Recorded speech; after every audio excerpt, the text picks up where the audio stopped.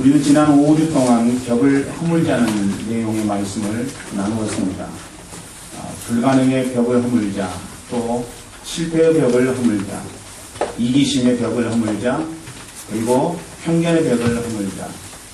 지난주에는 우리가 탐욕의 벽을 허물자, 물론 음식이 너무 맛있어서 탐욕의 마음을 우리가 내려놓을 수가 없었습니다만은 오늘은 벽 허물기 시리즈 마지막입니다. 이제 6주 동안에 우리가 벽을 허물자라는 말씀으로 말씀을 나누었는데 오늘은 진짜 우리가 허물기 어려운 것, 불가능, 실패, 이기심, 편견, 탐욕, 그런 벽들을 우리가 어렵지만 그래도 우리의 삶 속에서 나름대로 허물 수가 있는데 이건 진짜 허물기가 어려운 것입니다. 그게 뭐예요? 그게 바로 나의 자아라고 하는 것입니다. 오늘의 말씀을 통해서 저는 우리 프라 한인교회 모든 성도들이 자아가 허물어지고 그래서 주님 안에 복되고 아름다운 그런 신앙인의 모습으로 응답하는 그런 은혜가 있기를 주의 이름으로 축원합니다. 목회를 하다 보면은 상처받았다 이렇게 이야기하는 사람들이 많이 있습니다. 그런 사람들을 자주 만나게 됩니다. 내가 상처받았다. 그래서 교회 못 나가고 있다. 이런 말을 하고 또 어떤 사람들은 시험 들었다. 이런 말도 하게 됩니다. 상처받고 시험 들었다. 이 말은 지금까지 상처받기 쉬운 자아를 붙들고 살았다는 말이 되는 것입니다. 그러니까 내 자아를 붙들고 살았기 때문에 상처받는 것이고 시험 드는 것이라는 이야기죠. 적어도 내가 내 자아의 근거에서 응답하거나 내 자아의 근거에서 생각하지 아니하면은 이런 상처들이나 이런 시험거리들이 우리의 삶 속에서 우리를 주장하지 못할 때인데 그런 삶을 사는 것이 아니라 철저하게 자아의 의지에서 기대하면서 살았기 때문에 상처받고 시험 든다는 이야기입니다. 뿐만 아니라 어떤 성도들은 삶이 정말로 힘듭니다. 이런 이야기를 하소연합니다. 물론 이제 좋은 것만 나누는 것이 아니고 인생의 모든 삶을 우리가 함께 주님 안에서 극복하기 위해서 나누는 그런 고백이야 얼마든지 아름다운 고백이고 성도가 함께 나눠야 될 고백이지만 그러나 푸념 섞인 못 살겠다는 이야기는 그건 우리 성도가 하지 않아야 될 일 중에 하나라고 하는 것입니다.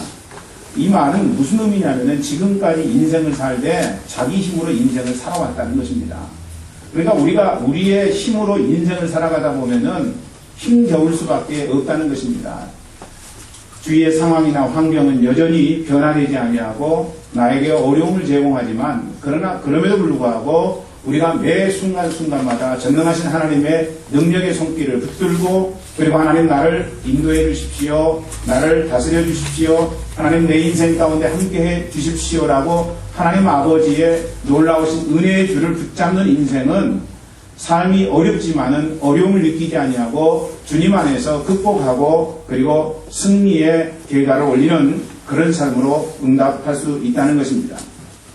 그러니까 여러분 우리의 인생 속에서 시험 들었다, 상처받았다, 그리고 인생 살기 어렵다 이런 거는 철저하게 내 자아의 근거에서 내 능력으로 인생을 살려고 하는 것 때문에 그런 어려움들이 다가올 수 있고 그것이 문제가 될 수 있다는 것입니다.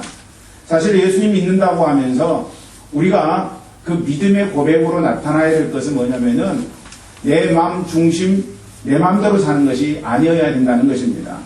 여러분 그런데 우리 예수 믿는 사람들의 삶 가운데 자기만 믿고 사는 삶이 얼마나 많이 존재하느냐는 것이죠. 이것이 바로 우리 시대의 현상이라고 하는 것입니다. 오늘 그래서 본문의 2절은 우리에게 그것을 이야기해 주고 있는 것이죠. 쉬운 성경 말씀으로 우리 그 말씀을 한번 같이 읽어보겠습니다. 시작. 사람들이 자기 자신과 돈만 사랑하며 뽐내고 교만하며 다른 사람들을 헛듣고 부모에게 순종하지 않을 것입니다. 또한 감사하지 않고 하나님께서 원하시는 사람이 되려고도 하지 않을 것입니다. 여기서 자기 자신은요 자아입니다. 자아. 그 자아는 돈을 추구한다는 것입니다. 뿐만 아니라 뽐내고 교만하다는 거예요. 다른 사람을 헐뜯고 그리고 부모에게 순종하지 아니하고 감사가 없는 삶을 산다는 것입니다. 여러분, 심지어는 하나님이 원하시는 사람과는 전혀 다른 모습을 추구하는 것, 이게 바로 자아라고 하는 것이죠. 우리가 예수 믿었음에도 불구하고 여전히 우리의 마음 심령 속에는 이 자아가 있어서 자아가 나를 미혹하고 인도한다는 것이죠. 그래서 자아가 이끄는 대로 우리가 인생을 살게 되면은 우리의 인생은 하나님께서 허락하시는 생명과 풍성한 삶을 삶 가운데서 경험하기가 쉽지 않다는 것입니다. 성경은 그래서 이 자아, 자기를 죽이라고 이야기합니다. 그런데 여러분, 많은 사람들이 안 죽으려고 발버둥 친다는 것이죠. 안 죽으려는 그들은 내가 안 죽을수록 손해라는 사실을 깨닫지 못합니다. 이 자아가 안 죽었기 때문에 내가 이 모양으로밖에 살 수 없다는 사실을 모른 채 여러분, 많은 사람들이 그렇게 인생을 살아가더라는 것입니다. 그래서 로마서 6장 6절부터 7절은 우리에게 이런 권면을 합니다. 말씀 읽어봅니다. 시작. 우리가 알거니와 우리 옛사람이 예수와 함께 십자가에 못 박힌 것은 죄의 몸이 매라여 다시는 우리가 죄에게 종로로 하지 아니하려 하느니 이런 죽은 자가 죄에서 벗어나 의롭다 하심을 거두니라. 아멘. 왜 죽어야, 자아가 죽어야 한다는 말입니까? 자아가 이미 죄에 물들었기 때문이라고 성경은 이야기하고 있습니다. 여러분, 우리가 예수 그리스도를 믿는 순간에 이 자아가 다 없어져 버리면 좋겠는데 죄에 물들은 자아가 우리가 예수를 믿어도 떠나지 않더라는 것입니다. 그러니까 죄에 물들은 이 자아는요, 죄라고 할 수 있는 것입니다. 가능성이 전혀 없어요. 여러분, 소망이 없는 것입니다. 심판이고 아골골짜기라고 하는 것입니다. 그럼에도 불구하고 이 땅을 살아가는 많은 사람들, 심지어 그리스도인이라고 할지라도 이 자아의 근거에서 인생을 살아가더라는 것입니다. 여러분, 십자가 앞에 나가야 되는데 십자가 앞에 나가지 않아요. 십자가 앞에 나가서 우리의 자아를 십자가에 못 박아버려야 되는데 많은 사람들이 그렇게 하지 않더라는 것입니다. 십자가 앞에 나가기만 하면 되는데 십자가 앞에 나가려고 하지 않더라는 거예요. 여러분, 여전히 죄악이고 그리고 모순투성이고 그리고 그것은 죽음이고 심판인데 그럼에도 불구하고 이 자아를 계속 붙들면서 인생을 살더라는 것입니다. 그래서 자기만의 성을 건설하고 자기만의 왕국을 건설합니다. 견고하게. 여러분, 절대로 그 성이 허물어지지 않도록 만든다는 것입니다. 십자가 앞에 나가지 않으면서 뭐라고 이야기합니까? 그것을 상처라고 이야기합니다. 여러분, 상처라고 이야기해요. 죄라고 하지 않습니다. 그릇 행한 것이라고 말하지 않습니다.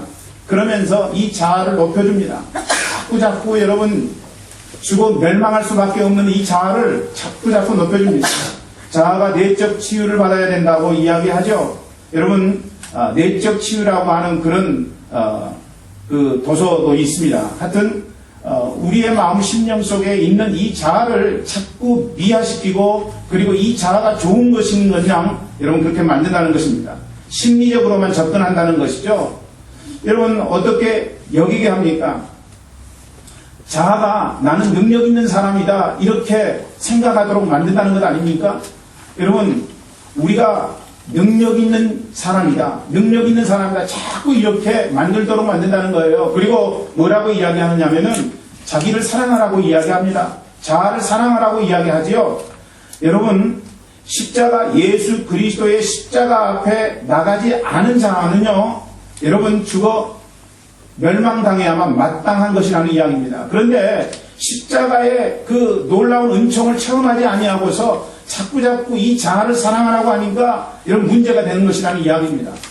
예수 그리스도 앞에 정과 욕심을 못 박지 아니한 그런 자아는요, 그 자아는 필요가 없는 자라고 하는 것입니다. 적어도 우리가 예수 그리스도 앞에 정과 욕심을 못 박아버리고 이 자아를 완전히 주님 앞에 내어놓지 아니하면은 이 자아는 쓸모없는 자아가 되고 만다는 것입니다. 여러분, 사랑할 수 없는 거예요. 어떻게 여러분 예수 그리스도 앞에 내려놓지 않은 자아를 우리가 사랑할 수 있겠습니까? 징그럽고 죄투성이고 우리의 자아를 한번 생각해 보십시오. 얼마나 완악합니까? 여러분, 우리의 자아 안에는요, 음욕이 있습니다. 하루에도 얼마나 많은 음욕을 생각하면서 범죄를 하고 있습니까? 여러분뿐만 아닙니다. 여러분, 시기하잖아요. 시기에 대해서 가르쳐주지 않아도 어린 아이들조차도 자기 형제를 시기하고 다른 사람을 시기하고 질투하는 모습을 우리는 우리의 삶의 현장 속에서 얼마든지 목격하고 볼 수 있다는 것입니다. 여러분, 살인으로 가득한 우리 아니겠습니까? 칼로 사람을 찔러야만 살인입니까? 총으로 쏴야만 살인입니까? 아니요, 다른 사람을 미워하고 정죄하고 그리고 내 마음 가운데 분노하고 그리고 이미 마음으로 죽인 그런 존재들이 얼마나 우리의 삶 가운데 많이 있느냐는 거예요. 우리의 자아를 통해서는 온전한 것을 여러분 기대하기가 어렵다는 사실입니다. 그러니까 어떤 사람이 실망 주는 행위를 하면은요, 실망 주는 것 때문에 열받을 필요도 없어요. 우리의 자아가 그렇게 생겼다는 것입니다. 여러분, 우리의 자아가 실망을 줄 수밖에 없는 존재라고 하는 거예요. 우리가 많은 사람들에게 많은 기대감을 갖습니다. 그러나 오늘 우리가 생각해야 될 것은 자아를 통해서는 온전한 것이 나올 수 없다는 것입니다. 여러분, 시기와 질투가 나오고 다른 사람 죽이는 것, 그것밖에 나오지 않는다는 거예요. 그러니까 다른 사람이 행하는 행동이 나로 하여금 실망을 주었다. 그것은 뭐냐면은 나도 동일하게 내 자아를 소중하게 여기고 내 자아를 사랑하고 있다는 증거라고 하는 것입니다. 아니요, 여러분, 우리의 자아는 사랑하면 안 되는 거예요. 우리의 자아는 소중히 여기면 안 되는 거예요. 그거는 십자가 앞에 나가서 철저하게 망치로 못 박아야 되는 것이라고 하는 사실입니다. 여러분, 그런 이후에야 하나님의 성령의 근거에서 우리가 새롭게 된 피조물이 되는 것이고, 그리고 그런 새롭게 된 피조물이 자기 자신을 사랑할 수가 있게 된다는 것입니다. 여러분, 우리가 자아를 심리적인 측면, 인본주의적인 측면에서만 다루면 절대로 안 된다는 거예요. 십자가 앞에 나가야 되는 거예요. 십자가 앞에 나가 이 자아가 철저하게 못 박혀야 된다는 것입니다. 철저하게 허물어져야 되고요. 더 이상 내가 자아를 의지할 수 없을 만큼 철저하게 허물어뜨려야 된다는 것입니다. 죄인에게 필요한 것은 여러분, 저는 다른 것 아니라고 생각을 합니다. 십자가 구원이라고 생각해요.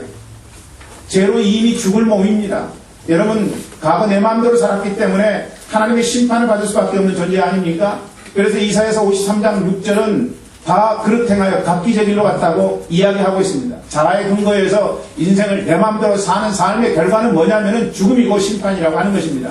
그런 인생에게 필요한 것은 십자가의 구원이라고 하는 것입니다. 적어도 광야에 들려진 불이 십자가 뱀을 보는 자마다 나음을 입으리라고 그렇게 이야기했던 것처럼 오늘 우리가 해야 될 작업은 뭐냐면은 내 자아를 철저히 의지해서는 안 된다는 거예요. 뭘 해야 되느냐 하면은 십자가를 바라봐야 된다는 거예요. 그리고 그 십자가 앞에 나가서 나의 못된 자아, 나의 이 못된 속성을 철저하게 내려놓고 회개하고 제산받고 그리고 하나님께서 주시는 평강과 은총으로 구원받는 하나님의 백성이 되어야 된다고 하는 것입니다. 여러분, 자존심 세워주는 게 아니에요. 자존심 세워주는 거는 십자가 앞에 내가 응답하고 그리고 내 자아를 내려놨을 때 자존심 세워주는 것이지, 여러분, 이런 작업 없이 자존심 세워주는 것, 자아가 소중하다고 이야기하는 것, 그것은 옳지 않다는 것입니다. 백날 자아를 높여줘 보십시오. 고쳐지는가요? 고쳐지지 않는다는 것입니다. 고쳐지지 않는 내 자아는 죄악 가운데서 여러분 죽을 수밖에 없는 것이라는 이야기예요. 안 고쳐져요. 여러분, 한계를 느낄 뿐이라고 하는 것입니다.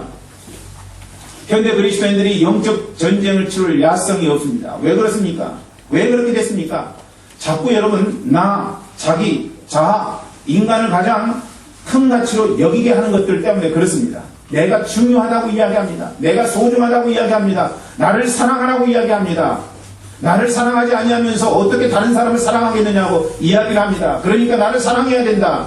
그런데 십자가 앞에 나가지 않은 자아는 사랑할 수가 없다는 거예요. 사랑할 수가 없다는 것입니다. 죄로 죽게 되었고 그 안에 여러분 가증한 것들이 있는데 어떻게 그것을 사랑할 수 있어요? 사랑할 수 없습니다. 그러니까 우리가 해야 될 작업은 뭐냐면 십자가 앞으로 나가는 거예요. 십자가 앞으로 나가는 것입니다. 주님, 제가 죄인입니다. 제가 너무나도 완악한 죄인입니다. 내 안에 거짓이 있고 내 안에 모순이 있고 내 안에 살인이 있습니다.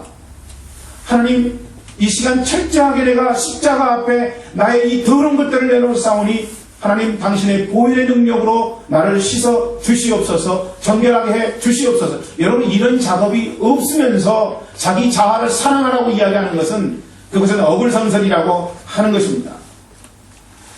그래서 여러분, 우리가 이런 작업 없이 자꾸 자아를 소중하게 여기니까 우리의 사자같이 됐습니다. 사냥도 못해요. 조련사가 주는 고기나 먹는 그런 위치에 있게 됐다는 것입니다. 사파리에서 뛰어노는 그런 사자와 같이 야성이 있어야 되는데 야성이 없어요.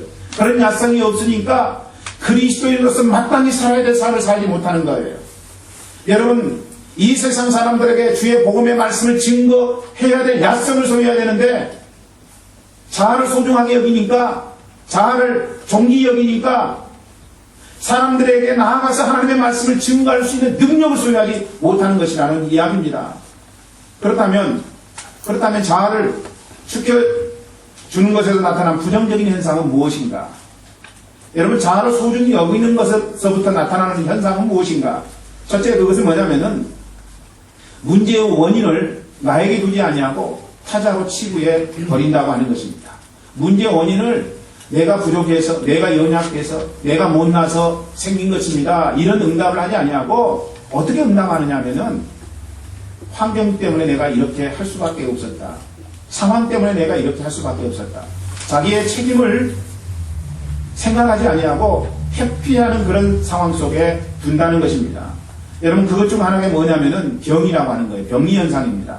이래도 병, 저래도 병입니다. 병이 되면은요, 그게 책임이 없는 겁니다.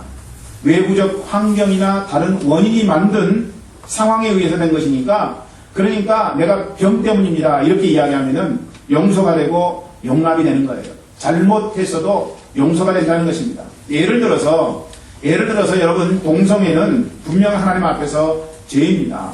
그런데 많은 사람들이 그거를 병으로 본다는 거예요. 병으로 본다는 것입니다.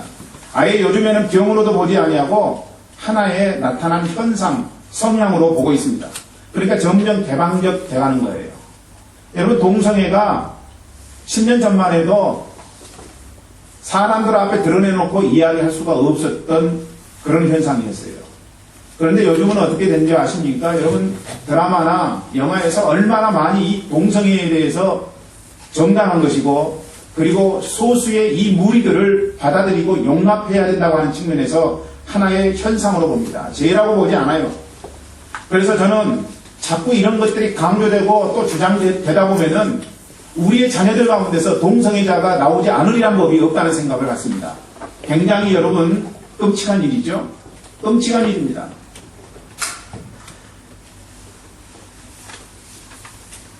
여러분, 브레인 섹스라고 하는 책을 혹시 본 적이 있습니까?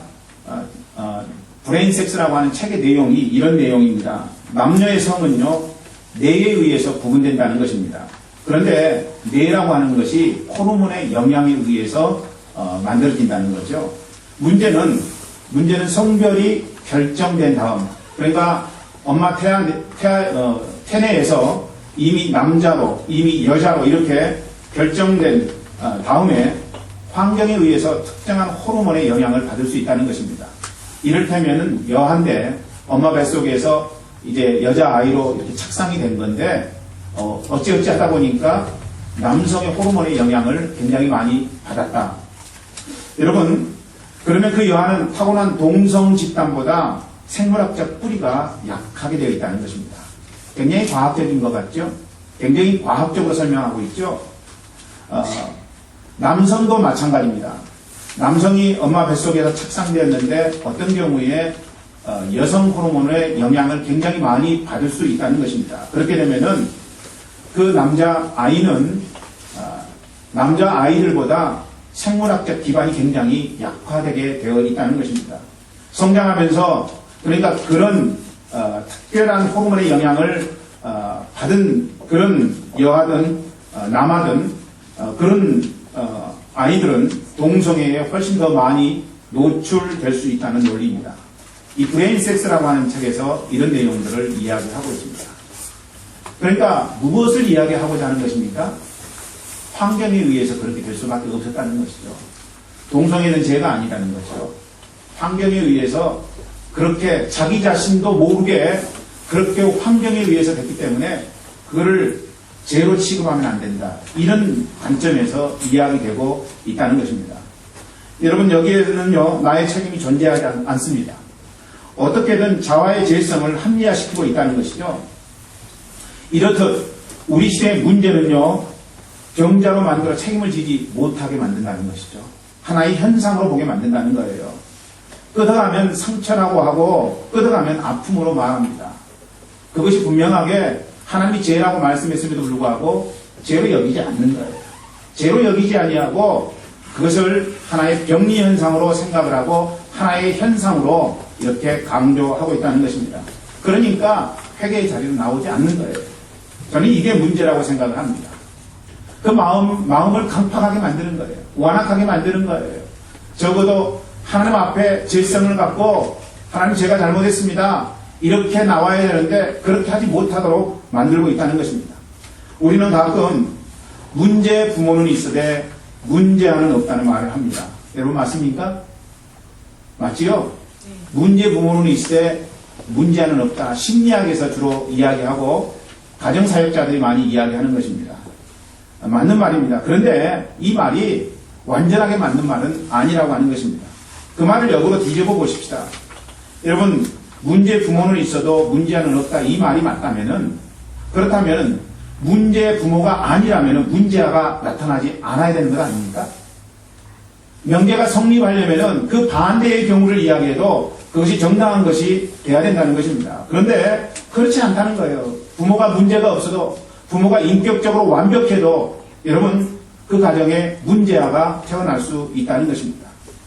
물론 문제 부모는 있어도 문제아는 없다 이 말을 통해서 부모 입장에서 책임을 지겠다라고 하는 측면에서는 긍정적인 측면으로 받아들일 수 있지만은 자녀의 입장에서 본다면은 자녀의 자기 책임은 전혀 존재하지 않는 것이 되고 만다는 것입니다. 위험한 거예요. 말을 바꿔야 돼요. 그렇기 때문에 문제 부모도 있고 문제아도 있을 수 있다는 것이죠. 그것은 영향을 받지 않아도 문제아가 될 수 있다는 것입니다. 안 그러면 요셉을 우리가 어떻게 설명하느냐는 거예요. 요셉처럼 문제가정에서 태어난 아이가 성경에 존재하지 않습니다. 그 엄마는 일찍 죽었고 아버지 야곱은 여러분 인격적으로 온전한 사람이 아닙니다. 물론 그가 하나님을 열심히 믿었고 하나님의 말씀 앞에 순복했기 때문에 족장 안에 들어가기는 했지만은 사실 우리가 지금 현재의 시각으로 야곱의 생애를 바라본다면은 야곱의 생애는 그렇게 매력을 줄 만한 삶이 아니었다라고 하는 거예요. 여러분 12아들을 낳고서도 야곱이 했던 것은 무엇입니까? 편애 아니었습니까? 자기의 사랑하는 라헬의 아들이었던 베냐민하고 이 요셉은 굉장히 사랑했지만은 나머지 아들들은 찬밥 신세 아니었습니까? 그렇게 편애를 했다면은 그의 인격에 문제가 있다는 것입니다. 그러니까 그는 문제 아버지였다고 하는 것입니다. 그뿐만입니까? 여러분, 이 요셉의 가정을 보면은 형들이 요셉을 팔잖아요. 어찌 그런 행위를 할 수가 있겠습니까? 여러분, 그러므로 이 가정은 콩가루 집안입니다. 온전한 집안이 아니라고 하는 거예요. 온전한 집안이 아닌데 요셉은 어떠냐는 거예요. 요셉은 인격적으로 훌륭했습니다. 여러분 자기에게 아픔을 주고 고통을 주고 상처를 준 사람을 향해서 뭐라고 이야기합니까? 하나님께서 형들 앞서서 나를 이곳에 오게 하셨습니다. 형들이 나를 이곳에 팔아서 온 게 아니라 하나님 아버지 그분께서 나를 이곳에 오게 하셔서 형들로 하여금 생명을 유지할 수 있도록 만들어 주셨습니다. 여러분 놀라운 고백입니다. 놀라운 고백입니다. 여러분 그는 삶의 여정 속에서 날마다 전능하신 하나님을 바라보았습니다. 자기의 자아의 근거에서 살지 않았어요. 자기의 감정에 충실하지 않았습니다. 원망되는 상황 속에서도 그는 하나님을 바라보았다고요. 여러분 아픔의 현장 속에서도 그는 전능하신 하나님을 바라보았다고요. 자기가 잘못한 건 아무것도 없습니다. 그런데 감옥에 갈 수밖에 없었던 상황 속에서도 요셉은 하나님을 바라보았던 거예요. 여러분 신약시대의 이야기로 하자면은 그는 십자가 앞에 나가 자기의 못난 자아를 철저하게 회개하고 그리고 전능하신 하나님의 능력의 손길을 붙잡았을 것입니다. 그렇기 때문에 여러분 그가 환경은 최악의 상황이었지만 그럼에도 불구하고 하나님의 쓰심을 받기에 조금도 부족하지 않는 그런 인격, 그런 신앙이 그런 모습으로 오늘 우리에게 보여지고 있는 것 아닙니까? 여러분 그렇기 때문에 오늘 우리가 해야 될 작업은 뭐냐면은 자아를 십자가 앞에 내려놓아야 된다는 거예요. 자아를 자꾸 축혀주다 보면은 본인의 책임의식만 없어지는 것입니다. 사회적 책임만 강조되고 공동체만이 문제가 된다는 것입니다. 내가 이런 어려움을 겪게 되는 것은 왜 그런가? 나한테는 잘못 없다는 거예요. 다른 사람이 잘못이고 그리고 내가 속해 있었던 공동체가 문제가 되기 때문이라고 이야기합니다. 심지어는 하나님이 문제라고 이야기를 합니다. 어떻게 하나님이 문제라고 이야기해요? 하나님, 내가 하나님 앞에 이거 달라고 강구하지 않았습니까? 당신께서 주시지 않아서 지금 이런 결과가 됐기 때문에 하나님, 당신이 문제입니다.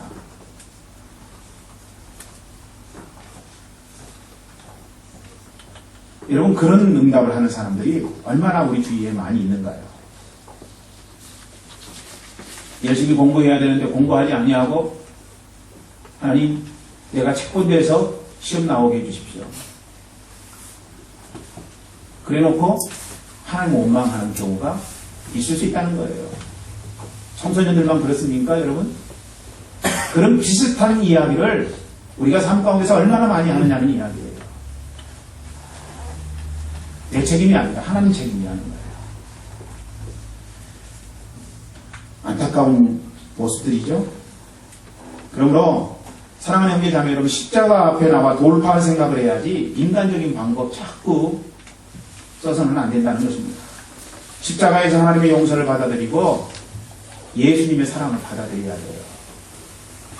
하나님의 사랑을 받아들이고 예수님의 사랑을 받아들인 자만이 자기 자신을 사랑하고 존귀하게 여길 수가 있는 것입니다. 그 과정 없이 무조건 자아를 소중히 여기는 것, 내 생각, 내 방법, 이것에 근거해서 인생을 사는 것, 그것은 옳지 않다는 것입니다. 저는 우리 교회 모든 성도들이 자기의 자아를 날마다 십자가 앞에서 허물어뜨리기를 간절히 축원합니다. 자아를 축혀주는 것에서 나타난 부정적 현상 둘째는 뭐냐면요, 방어 기제입니다. 디펜스 메커니즘이라고 이야기를 하죠. 방어 기제. 그런데 이 방어 기제의 핵심은 뭐냐면은 합리화입니다. 자기를 자꾸 합리화하는 거예요. 여러 가지가 있을 수 있습니다. 첫 번째, 우리가 많이 이야기하는 억압이 있을 수 있습니다. 억압이라고 하는 것은 무엇입니까?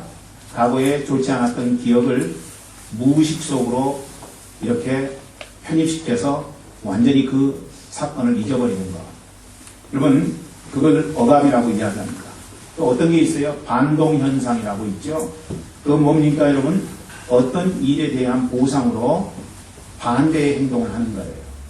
그러니까 아이를 임신했는데 이 아이를 임신한 게 그냥 잘못된 임신이에요. 그래서 이 아이를 지우려고 마음에 작정을 했습니다. 그래서 병원까지 갔어요. 그런데 어떻게 하다 보니까 아이를 지울 수가 없었어요. 애를 낳았어요. 애를 낳았는데 과거에 자기가 이 아이를 지우려고 했었던 것에 대한 죄책감이 막 드는 거예요. 그러니까 그 죄책감을 해소하기 위해서 아이에게 무조건 잘해주는 거예요. 무조건 잘해주는 거예요. 아이의 뜻을 다 받아주고 아이를 뭐라고 해야 되는데 뭐라고 하지 아니하고 오히려 자꾸 돈을 주고, 아이와 함께 할 수 없는 경우에 여러분 돈으로 아이를 이렇게 키우는 경우가 많이 있습니다. 장사하느라고 바빠서 아이하고 함께 놀러도 못 가고 함께 지내지도 못하니까 어떤 방식을 사용하느냐 하면은 자꾸 아이에게 보상심리로 돈을 주는 거예요. 돈을 주는 거예요. 잘못해도 내가 아이를 돌보지 못한 이 잘못이지, 이렇게 하면서 아이를 자꾸 감싸고 돌고 자꾸 아이에게 잘해주는 거죠. 여러분, 이게 반동 형성이라고 하는 것입니다. 세 번째로 투사가 있어요. 자기가 나쁜 건데 다른 사람에게 뒤집어 씌우는 것입니다. 자기의 분노로 야기된 것인데 다른 사람이 분노할 만한 상황을 만들었기 때문에 내가 분노한 것이라고 하는, 자기가 문제인데 자기가 문제됨을 이야기하지 아니하고 문제의 원인을 다른 사람에게서 찾아서 그 사람을 뒤집어 씌우는 것, 이게 여러분 투사라고 하는 것이죠. 또 태행도 있습니다. 태행은 무엇입니까?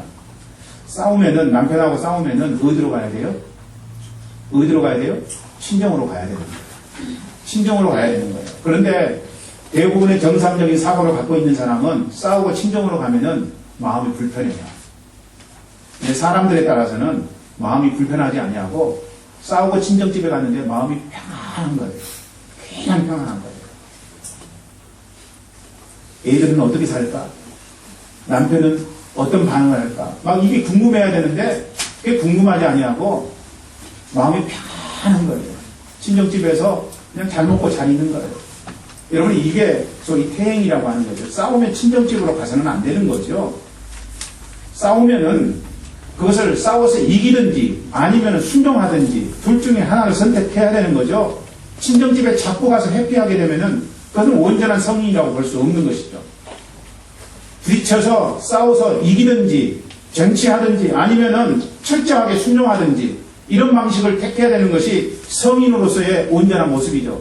싸우면은 자꾸 친정으로 가는 거, 그건 여러분 태행의 모습이라고 하는 것입니다. 또 부정이 있습니다. 현실을 의식의 세계 속에서 부인해버리는 것. 이건 억압하고는 약간 다릅니다. 억압은 무의식 세계 속에서 잊어버리는 것. 이것을 억압이라고 하는데 이거는 현실 세계 속에서 부인해버리는 것이라고 하는 것입니다. 자기의 합리화를 위해서 자기가 잘못했는데 나 그거 안 했어. 거짓말 치는 것이죠. 여러분 이게 부정이라고 하는 것입니다. 여러분 이런 부정적 방어기제도를 우리가 제거해야 된다는 것입니다. 어떻게 제거해요? 어떻게 제거해야 됩니까? 그래서 성경은 심령이 가난한 자는 복이 있나니 천국이 저희 것이며 라고 이야기하면서 우리에게 어떻게 할 것을 말씀하시느냐 하면은 심령이 가난해져야 된다는 것입니다.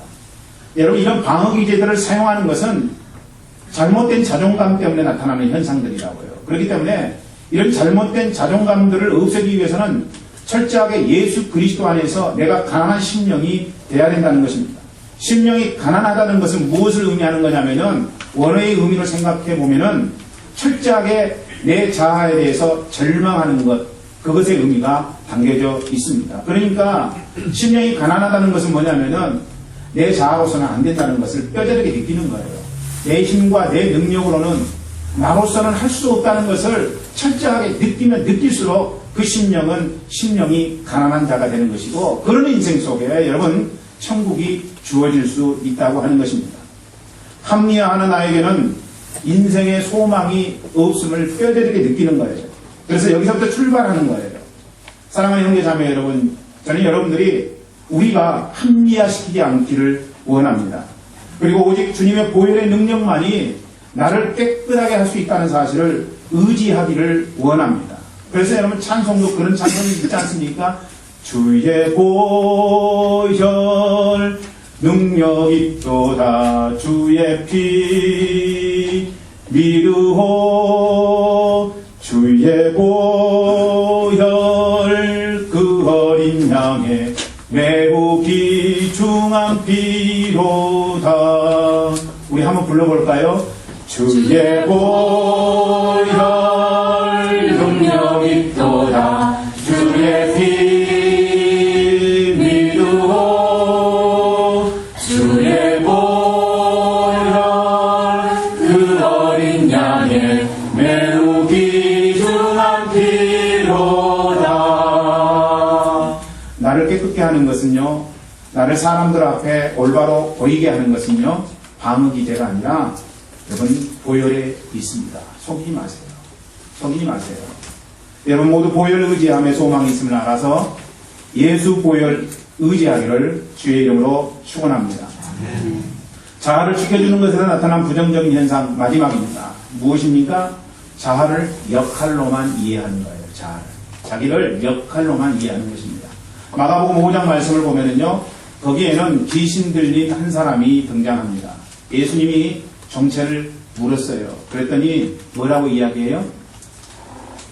귀신 들린 사람에게 예수님이 너의 정체가 뭐냐, 너의 이름이 뭐냐 이렇게 물었더니 그 사람이, 귀신 들린 사람이 뭐라고 이야기해요? 군대입니다. 이렇게 이야기합니다. 레기온입니다. 여러분 레기온은 군단장을 의미하는 것입니다. 로마 시대 때 군단장은 6,300명입니다. 군단이. 그러니까 군단장은 6,300명의 병사를 거느리고 있는 사람이라고 하는 것이죠. 그러니까 귀신 들린 이는 마음에 6,300개의 인격을 갖고 있는 거예요. 여러분 아십니까? 귀신 들린 자는 그 마음 심령 속에 군대가 들어있다는 것입니다. 6,300개의 역할을 하려니까 미치는 것 아니겠어요? 여러분, 그래서 미치는 것입니다. 미치는 거 쉬워요. 어떻게 하면 미치느냐면은 자기의 아이덴티티를 역할로만 파악해 보십시오. 그러면은 미칠 수 있다는 것이죠.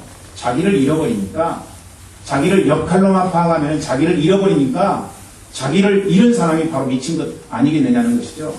시몬 드 보바르가 쓴 장편 소설 위기의 여자에서 말하는 게 무엇입니까? 역할로만 살아온 모나크라고 하는 여인이 남편의 외도로 충격을 받잖아요. 남편 뒷바라지 잘했습니다. 그 누구보다도. 그렇죠, 여러분? 여러분, 아이들 잘 키웠습니다. 한눈 팔지 아니하고 정말 최선을 다해서 아이들을 키웠습니다. 그런데 남편이 외도했단 말이에요. 그러니까 지나간 세월을 후회하잖아요. 왜 이렇게 내가 살았는가? 왜 내가 이렇게 살 수밖에 없었는가? 역할은 여러분, 인격적 만남의 수단입니다. 이 역할이 목적이 돼서는 안 된다는 사실이에요. 역할 자체가 목적이 되면은 우리의 인생 또한 후회하는 삶을 살 수밖에 없는 거예요. 그래서 오늘 주님은 우리에게 동일하게 물으시는 것입니다. 내 이름이 뭐냐? 여러분, 내 이름을 물은 것은 예수님께서 내 이름을 몰라서 물어본 게 아니라고 하는 것입니다. 여러분, 그것은 너의 정체가 뭐냐? 너의 삶의 인격이 뭐냐? 이걸 물어본 거예요. 이름을 물어본 것은 역할을 물은 게 아니라고 하는 것입니다.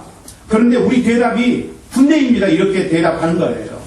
오직 역할로만 응답하는 인생이라고 하는 것이죠. 여러분, 그렇다면 우리는 온전하지 않다는 거예요. 오늘 여러분, 이 마가복음에 나와 있는 이 군대 귀신 들린 자의 인생이 바로 우리의 인생과 똑같은 인생이라고 하는 것을 이야기하는 것이라는 이야기입니다. 여러분, 박상욱입니다. 모든 사람이, 저는 우리 교회 모든 성도들이 저의 인격과 만나기를 간절히 소망합니다. 저는 여러분이 설교하는 설교자의 역할로만 저를 생각하지 않기를 소망합니다. 예배를 인도하는 역할로만 생각하지 않기를 저는 바랍니다. 여러분들이 박상욱 그러면은 예배 인도자, 설교자 그런 역할을 하는 사람으로만 인식하지 않았으면 좋겠다는 것입니다.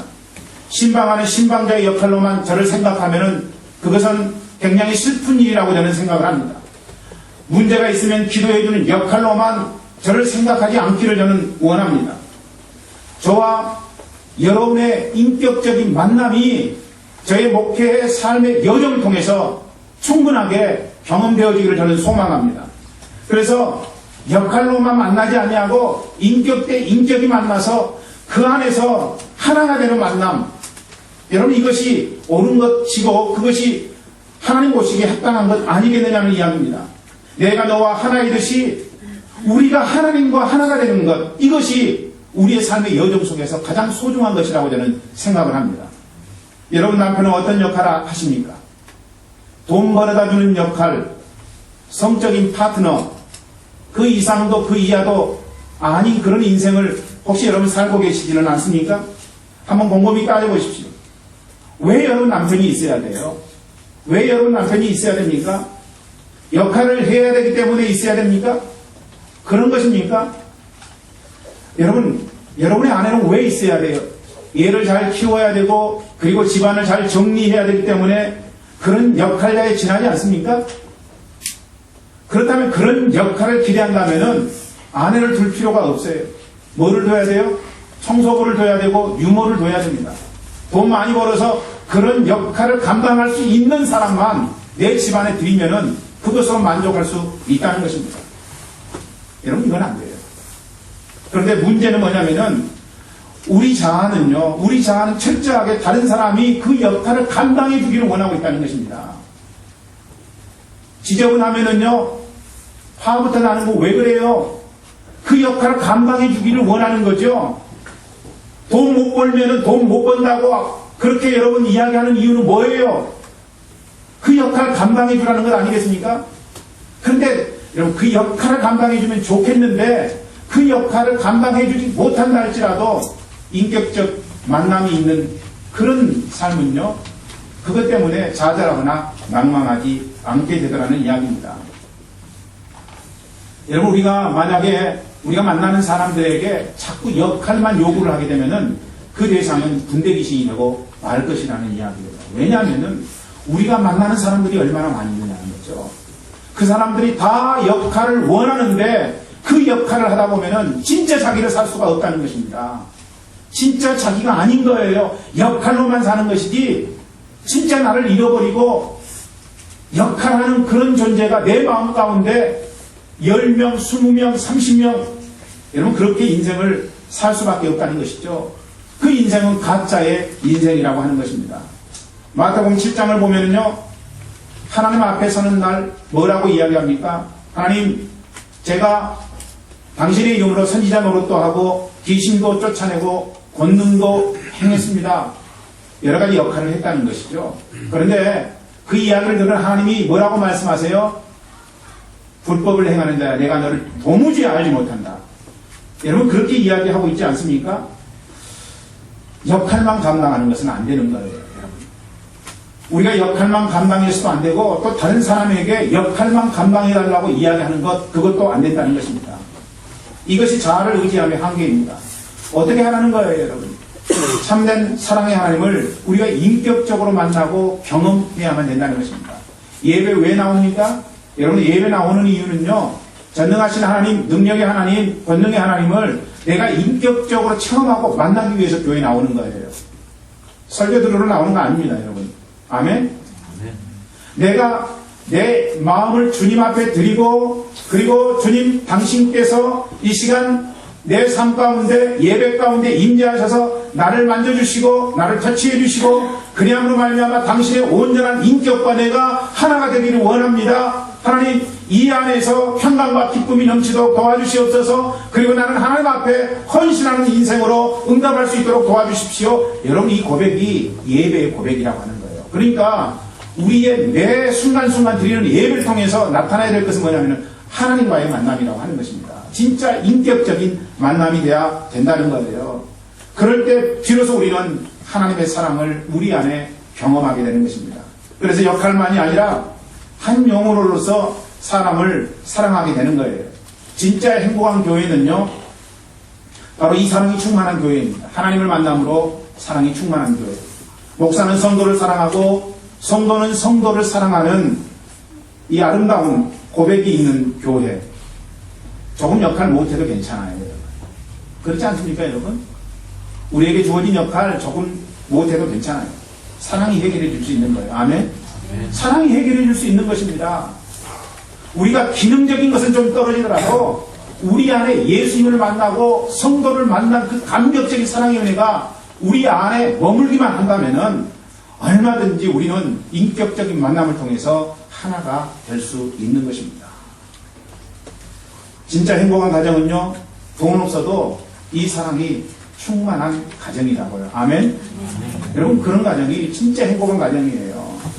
돈 많아도 이런 하나가 되지 못하는 인격적인 만남과 만남이 있지 않은 가정은 불행한 가정이라고 하는 것입니다. 여러분, 그렇기 때문에 이 자아를 깨뜨리고 십자가 앞에 서라고 말씀드렸습니다. 보혈로 새롭게 되라고 말씀드렸습니다. 그리고 사랑하는 존재, 하나님과 만남으로 다른 존재를 사랑하는 존재, 그런 존재가 되라고 여러분에게 주문했습니다.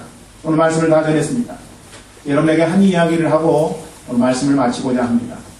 여느 날처럼 백화점 쇼핑에서 돌아온 그녀에게 남편이 느닷없는 뜬금없는 소리를 하게 됩니다. 중국으로 한 1년 정도 선교하러 가면 좋을 것 같아요. 뭐라고요?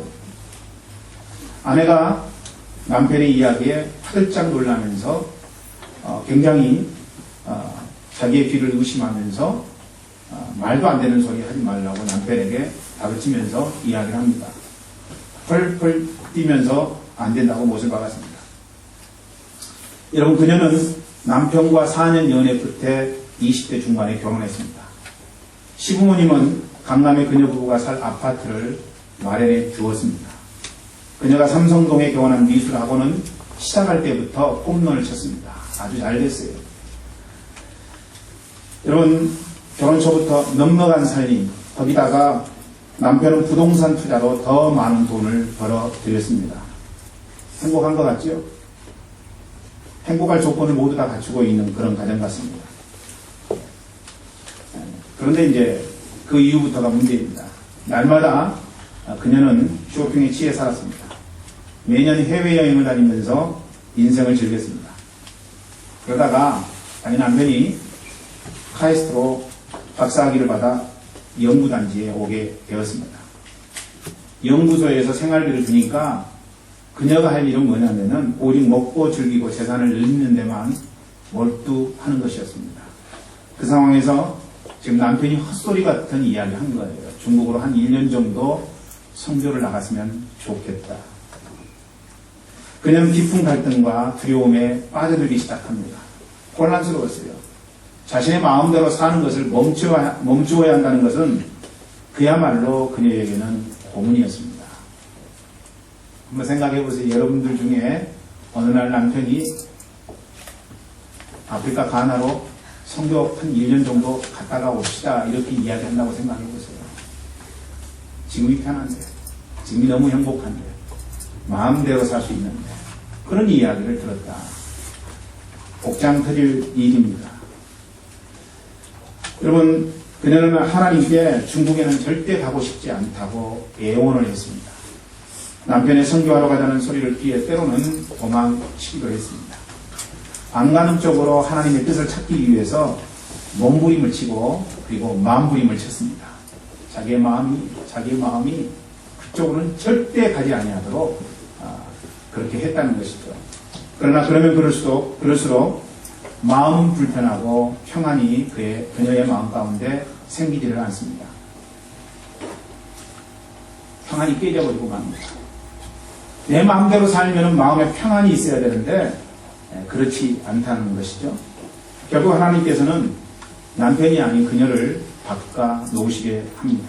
십자가 앞에 섰어요. 그녀가 십자가 앞에 섰고 그리고 지나온 인생에 하나님이 없었다는 사실을 뼈저리게 인식하고 하나님 앞에 눈물로 자기의 인생을 통회하게 됩니다. 그리고 성경 공부를 통해서 하나님의 말씀을 통해서 어떻게 인생을 살아야 될지에 대한 가르침을 받게 됩니다. 그럴 때마다 마음을 찢고 전능하신 하나님, 능력의 하나님 앞에 회개했습니다. 하나님 나라 먼저가 우선순위였다는 사실을 그녀가 깨닫게 됩니다. 뿐만 아니라 여러분, 그녀에게 하나님께서 선교의 꿈도 허락해 주셨습니다. 그 꿈이 뭐냐면은 겨우 소뚜껑 운전수였습니다. 뭐 콩나야 되는 건 아닙니까? 인생 어차피 한 번 살다가 죽는 것인데 꼼생꼼사 아닙니까?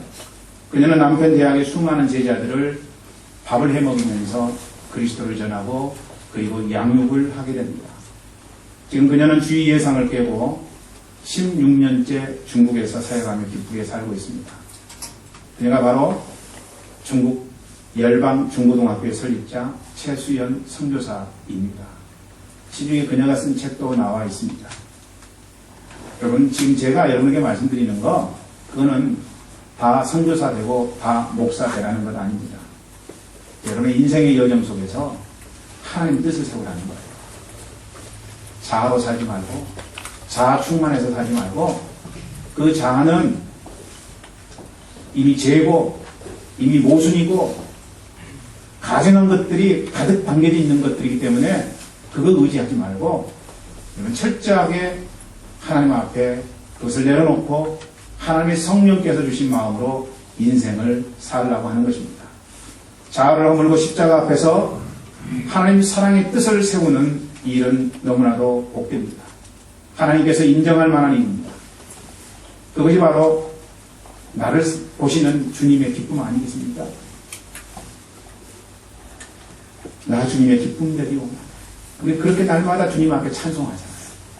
그런데 주님의 기쁨이 되는 일은 행하지 않는다는 것입니다. 어떤 모습으로 살아요? 자, 충만해서 살잖아요. 내 마음대로 살잖아요. 상처 줬다, 시험 들었다, 이런 이야기를 하면서 아무도 내 인생 가운데 개입하지 못하도록 만들잖아요.